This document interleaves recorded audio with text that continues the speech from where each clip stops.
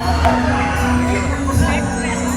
केवल आगे ही चल रहा है। ब्रह्मांड के अनंत विस्तार से लेकर पृथ्वी की सीमित परिधि तक हर चीज अपने केंद्र की ओर आकर्षित होती है।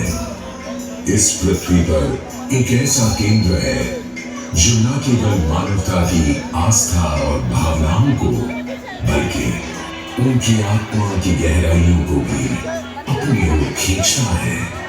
महाकुंभ क्या है वह शक्ति जो हम सबको एक सूत्र में बांधती है?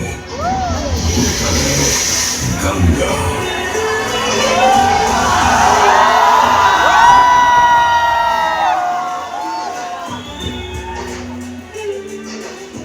किंतु गंगा क्यों? क्योंकि गंगा कोई नदी नहीं है, आस्था की अविरल तरल धारा है गंगा। विश्वासों की वाहिनी, संस्कृतियों की सरिता है गंगा।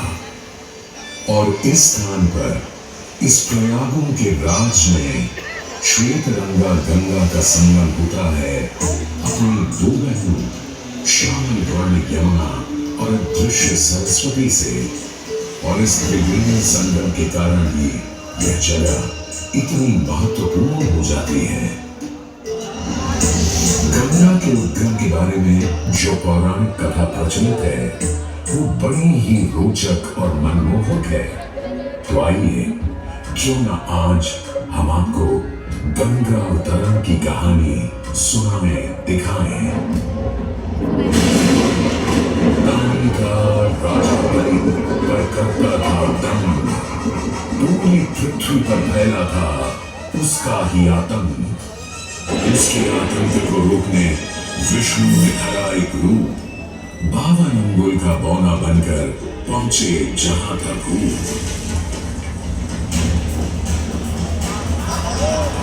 सारे दरबारी बौने ब्राह्मण पर हंसे, पर बलि ने जब उसे दान मांगने को कहा तो उसने कुटिया बनाने को केवल 3 पग भूमि मांगी। पर जब बौने ब्राह्मण ने भूमि नापनी शुरू की तो जैसे भूचाल दिया गया। वामन ने पहले पग में पूरी धरती नाप ली और अगले कदम से स्वर्ग। ब्रह्मा जी ने भगवान विष्णु के चरण धोकर उस जल को अपने कमंडल में भर लिया।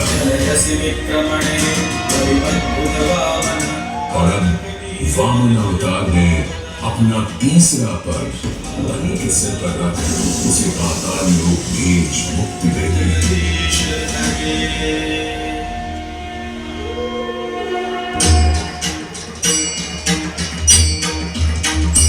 अब स्वर्ग लोक में भगवान ब्रह्मा जी ने जब चरणामृत में हाथ डाला तो वहीं से निकल आई चंचल निर्मल धवल गंगा जी। पवित्रा किंतु चंचला, आज से तू मेरी पुत्री और नाम तेरा गंगा।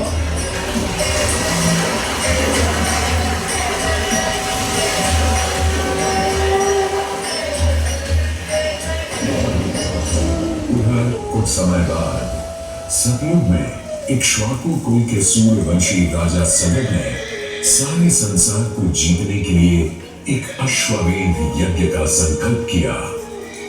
सुने सुने सुने, सब सुने, यह चिन्हित पूजित धवल अश्व जहां भी जाएगा वो भूमि राजा सगर की मानी जाएगी। यदि किसी ने इस अश्व को रोका या पकड़ा तो उसे सगर के 60,001 पुत्रों और उनकी लक्षाधिक सेना का सामना करना पड़ेगा। सुने सुने सुने। सगर का अश्व अजेय अपराजेय बढ़ता जा रहा था और स्वर्ग लोक में बढ़ती जा रही थी देवेंद्र इंद्र की दुविधा। डरकर वो अश्व को रोकने की युक्ति लगाने लगे। इंद्र ने राजा सगर के उस घोड़े को चुरा लिया और छल से महर्षि कपिल के आश्रम में बांध दिया। घोड़े को खोजते हुए राजा सगर के 60,000 पुत्र महर्षि कपिल के आश्रम में पहुंचे। वहां घोड़े को बांधा हुआ देख क्रोधित पुत्रों ने कपिल मुनि को घोड़ा चोर समझा और उन्हें अपशब्द कहने लगे। वाचाल कुमारों, यदि कपिल ऋषि ने खोली आंख तो तपस की युगाग्नि से जलकर तुम सब हो जाओगे राख।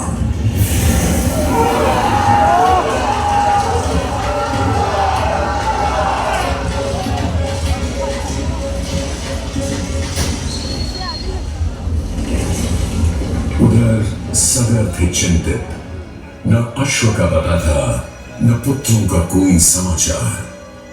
पिता का दुख देख पुत्र अंशुमन चल पड़े खोज पर। जब महर्षि कपिल के आश्रम पहुंचे तो देखा अश्व को और साथ ही अपने 60,000 भाइयों की भस्म